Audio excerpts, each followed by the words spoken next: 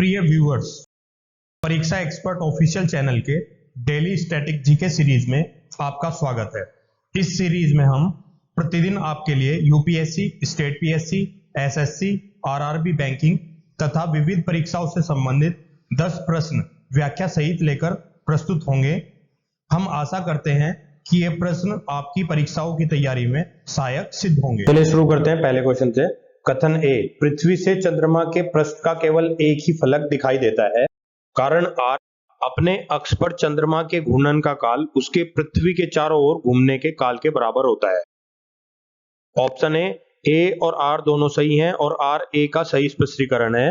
Option B, ए और are दोनों सही हैं परंतु आर ए का सही स्पष्टीकरण नहीं है। ऑप्शन सी, ए सही है किंतु आर गलत है। ऑप्शन डी, ए गलत है किंतु आर सही है। इसका सही आंसर है ऑप्शन ए और आर दोनों सही हैं और आर ए का सही स्पष्टीकरण है। एक्सप्लेनेशन देख लेते हैं। चंद्रमा पृथ्वी का एकमात्र प्राकृतिक उपग्रह है। यह सौरमंडल का 5वां सबसे विशाल प्राकृतिक उपग्रह है। इसका आकार क्रिकेट की बॉल की तरह गोल है और यह खुद से नहीं चमकता बल्कि यह सूर्य के प्रकाश से प्रकाशित होता है। पृथ्वी पर से चंद्रमा के पृष्ठ का केवल एक ही फलक दिखाई देता है। पृथ्वी का उपग्रह चंद्रमा अपनी धुरी पर घूर्णन और पृथ्वी की कक्षा की परिक्रमा लगभग एक ही समय 27 दिन 7 घंटे 43 मिनट में पूरी करता है। कथन ए की व्याख्या कारण आर इसलिए करता है क्योंकि तुल्यकालिक परिक्रमण के कारण ही चंद्रमा का द्रव्यमान का वितरण असममित है, जिससे पृथ्वी का गुरुत्वाकर्षण चंद्रमा के एक गोलार्ध को अपनी ओर खींचे रखता है।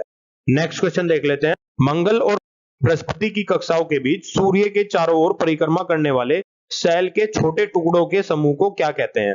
ऑप्शन ए उल्कापिंड, ऑप्शन बी धूमकेतु, ऑप्शन सी क्षुद्र ग्रह, ऑप्शन डी उपयुक्त में से कोई नहीं। इसका सही आंसर है ऑप्शन सी क्षुद्र ग्रह। एक्सप्लेनेशन देख लेते हैं। मंगल और बृहस्पति की कक्षाओं के बीच सूर्य के चारों ओर परिक्रमा करने वाले सेल के छोटे टुकड़ों के समूह को क्षुद्र ग्रह कहते हैं। क्षुद्र ग्रह खगोलीय पिंड होते हैं जो ब्रह्मांड में विचरण करते रहते हैं। यह अपने आकार में ग्रहों से छोटे और उल्का पिंडों से बड़े होते हैं। खोजा जाने वाला पहला क्षुद्र ग्रह सेरस 1819 में ग्यूसेप पियाजी द्वारा पाया गया था और इसे मूल रूप से नया ग्रह माना जाता है। नेक्स्ट क्वेश्चन देख लेते हैं। निम्नलिखित कथनों पर विचार कीजिए। एक देशांतर रेखाओं के बीच दूरी विषुवत वृत्त पर अधिकतम 112.3 किलोमीटर तथा ध्रुवों पर न्यूनतम 0 किलोमीटर होती है। दो उत्तरी गोलार्ध में 23.5 डिग्री अक्षांश रेखा को मकर रेखा कहते हैं। उपयुक्त कथनों में से सही उत्तर चुनिए। ऑप्शन ए केवल एक, ऑप्शन बी केवल दो, ऑप्शन सी 1 और 2 दोनों, ऑप्शन डी न तो एक न ही दोनों। इसका सही आंसर है ऑप्शन ए केवल एक। एक्सप्लेनेशन देख लेते हैं। देशांतर रेखाओं के बीच की दूरी विषुवत रेखा पर अधिकतम 112.3 किलोमीटर तथा ध्रुवों पर न्यूनतम 0 किलोमीटर होती है। मकर रेखा वह काल्पनिक रेखा है जो पृथ्वी के दक्षिण गोलार्ध में भूमध्य रेखा के समानांतर 23 डिग्री दक्षिण अक्षांश ग्लोब पर पश्चिम से पूर्व की ओर खींची गई है। 22 दिसंबर को सूर्य मकर रेखा पर लंबवत होता है। इसे मकर संक्रांति कहते हैं और इस दिन दक्षिण गोलार्ध सबसे बड़ा दिन होता है। नेक्स्ट क्वेश्चन देख लेते हैं। भूमध्य रेखा निम्नलिखित में से किस देश से होकर नहीं गुजरती है? Option A Kenya, option B Uganda, option C Brazil, option D Venezuela. इसका सही आंसर है ऑप्शन डी वेनेजुएला। एक्सप्लेनेशन देख लेते हैं। भूमध्य रेखा 13 देशों के माध्यम से गुजरती है। Ecuador, Colombia, Brazil, Sao Tome और प्रिंसिपी, गेबन, कांगो गणराज्य, कांगो का लोकतांत्रिक गणराज्य, Uganda, Kenya, Somalia, Maldives, Indonesia और किरिबाती देश शामिल है। नेक्स्ट क्वेश्चन देख लेते हैं। विषुव जब दिन और रात बराबर होता है। ऑप्शन ए 31 मार्च और 23 सितंबर को, ऑप्शन बी 22 फरवरी और 23 अगस्त को, ऑप्शन सी 15 अक्टूबर और 23 अप्रैल को, ऑप्शन डी 22 जुलाई और 22 दिसंबर को। इसका सही आंसर है ऑप्शन ए 31 मार्च और 23 सितंबर को। एक्सप्लेनेशन देख लेते हैं। 31 मार्च और 23 सितंबर को सूर्य की सीधी किरणें भूमध्य रेखा पर पड़ती है। इस स्थिति में न तो ध्रुव सूर्य की ओर झुका हुआ है, इसलिए संपूर्ण पृथ्वी समान दिनों और समान रातों का अनुभव करती है। इसे विषुव कहा जाता है। 23 सितंबर को यह उत्तरी गोलार्ध में शरद ऋतु और दक्षिण गोलार्ध में वसंत का मौसम होता है। नेक्स्ट क्वेश्चन देख लेते हैं। निम्नलिखित महाद्वीपों में से कौन सा गोंडवाना लैंड का भाग था?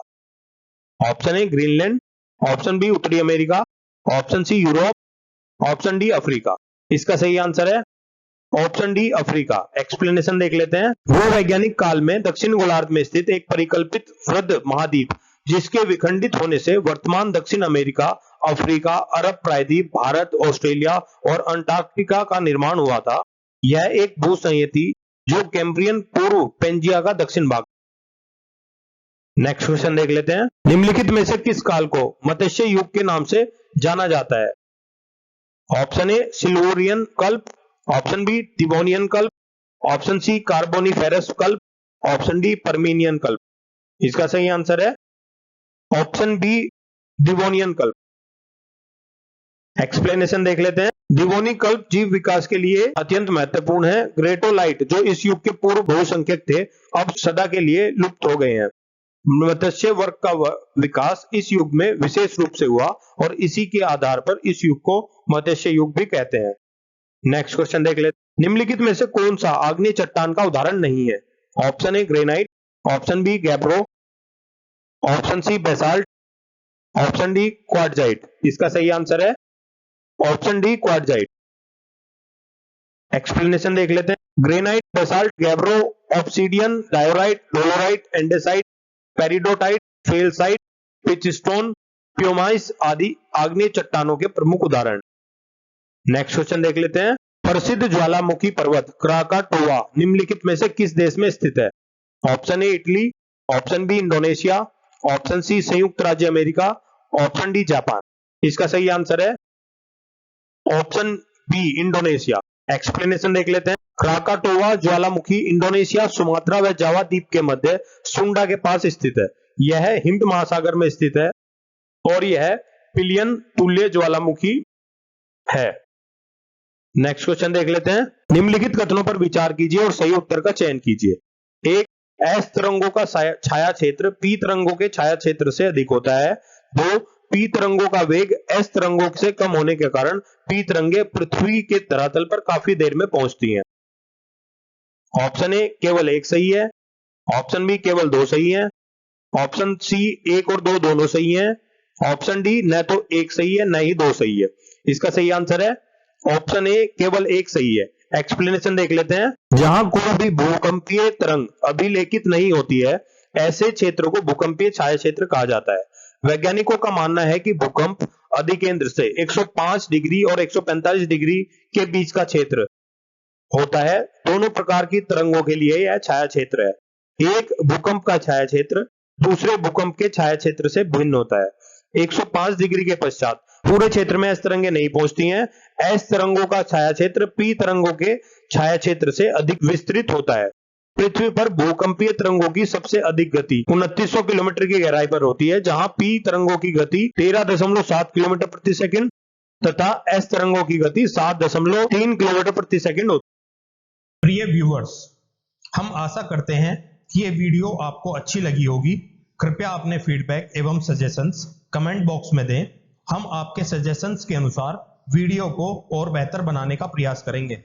इस वीडियो की पीडीएफ प्राप्त करने के लिए आप हमारे टेलीग्राम चैनल से जुड़ सकते हैं, जिसका लिंक वीडियो के डिस्क्रिप्शन में दिया गया है। आप हमारी वेबसाइट www.parikshaexpert.com पर जाकर किसी भी एग्जाम की टेस्ट सीरीज ज्वाइन कर सकते हैं।